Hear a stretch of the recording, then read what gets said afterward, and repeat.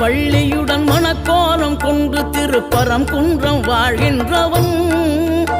நீ தேவர்களை காத்திடவே வீரமுடன் வேலெடுத்து செந்தூரில் ஆழ்கின்றவன்.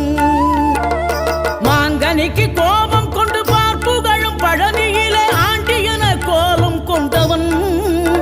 நீ தத்துவத்தின் சாரெடுத்து சுவாமி மலை எல்லையிலே தகப்பனுக்கு பாடம் சொன்னவன். காவல் என நின்று பெரும் சினம் தணிந்து தணிகையில கண் குளிர காட்சி தந்தவன். நீ பாங்குடனே கருள் தரவே பழமுதிரும் சோலையில பரஞ்சோதியாய் நின்றவன். பரஞ்சோதியாய்